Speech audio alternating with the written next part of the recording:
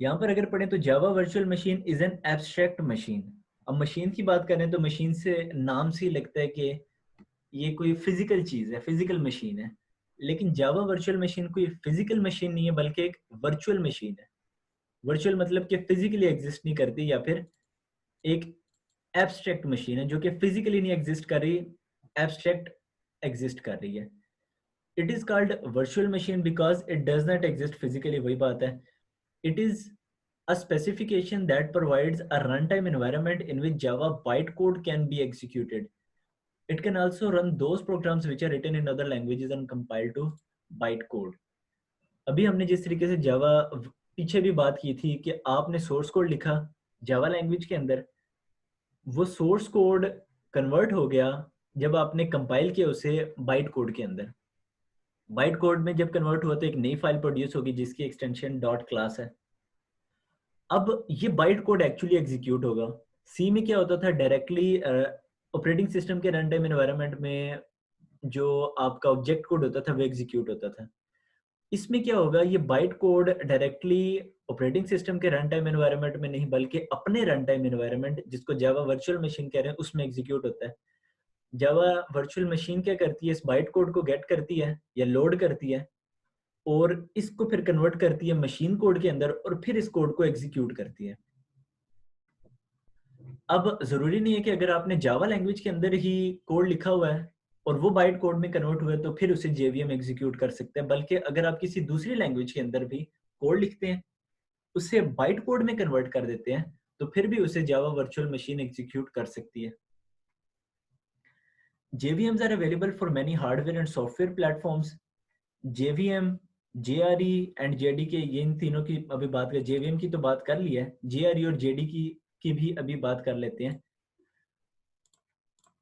अच्छा, अब एक अगर मैं आपसे क्वेश्चन पूछूं,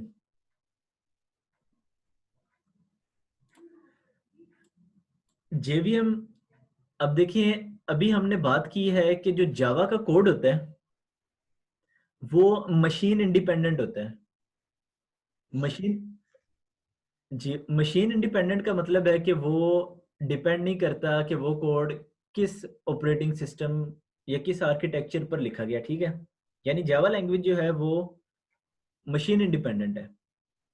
अगर हम जेवीएम की बात करें, जावा वर्चुअल मशीन, क्या ये भी मशीन इंडिपेंडेंट है या नहीं?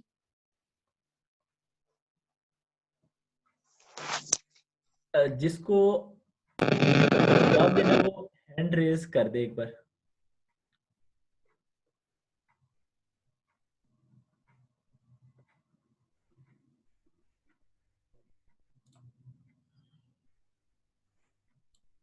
जी बताइए।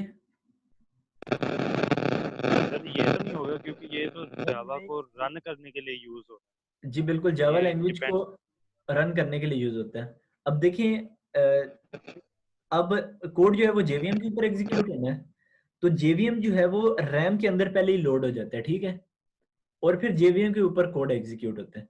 आपने ये बताना है जावा लैंग्वेज तो मशीन इंडिपेंडेंट है, क्या जेवीएम भी मशीन इंडिपेंडेंट है या नहीं, ये बस बताना है या नहीं। जी,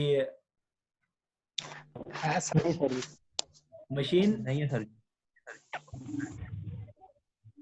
अच्छा, कुछ कह रहे हैं कि मशीन इंडिपेंडेंट है और कुछ कह रहे हैं कि मशीन इंडिपेंडेंट नहीं है। अब जो जावा वर्चुअल मशीन है वो मशीन डिपेंडेंट है, यानी कि वो किस मशीन पर जावा वर्चुअल मशीन इंस्टॉल हुई है वो डिपेंड करती है मशीन के ऊपर। इस बात का क्या मतलब हुआ, जावा लैंग्वेज की तो हमने देख ली है कि जावा लैंग्वेज तो मशीन इंडिपेंडेंट है, लेकिन जेवीएम मशीन डिपेंडेंट है।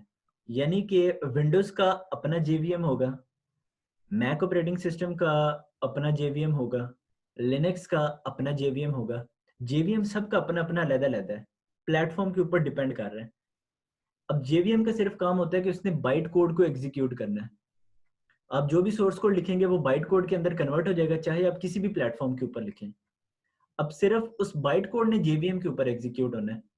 तो जेवीएम अगर विंडोज के ऊपर कोड को एग्जीक्यूट करना है तो जेवीएम विंडोज का होना चाहिए। अगर मैक के ऊपर एग्जीक्यूट करना है तो जेवीएम मैक का होना चाहिए। अगर लिनक्स के ऊपर करना है तो जेवीएम लिनक्स का होना चाहिए। लेकिन जावा से नहीं फर्क पड़ रहा कि जावा का कोड आप किस प्लेटफॉर्म के ऊपर लिख रहे हैं। तो मतलब कि जावा जो है वो मशीन इंडिपेंडेंट लैंग्वेज है और जेवीएम जो है वो मशीन डिपेंडेंट है। समझ आई कुछ? यस सर, समझ आ गया। यस सर, हो गया क्लियर। अब सर नेक्स्ट जेवीएम सर ये मशीन डिपेंडेंट है या प्लेटफॉर्म डिपेंडेंट है? मतलब कि वही एक ही बात है कि आप किस मशीन के ऊपर एग्जीक्यूट, प्लेटफॉर्म डिपेंडेंट है, प्लेटफॉर्म डिपेंडेंट कह लें, ठीक है।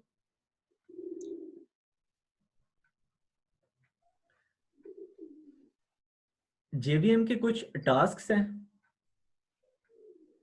वो कोड को लोड करता है, यानी कि जो भी बाइट कोड है उसको लोड करता है, कोड को वेरीफाई करता है, बाइट कोड को यानी कि वेरीफाई करता है, फिर उस बाइट कोड को मशीन कोड में कन्वर्ट करके एग्जीक्यूट करता है और एक रन टाइम एनवायरनमेंट भी प्रोवाइड करता है।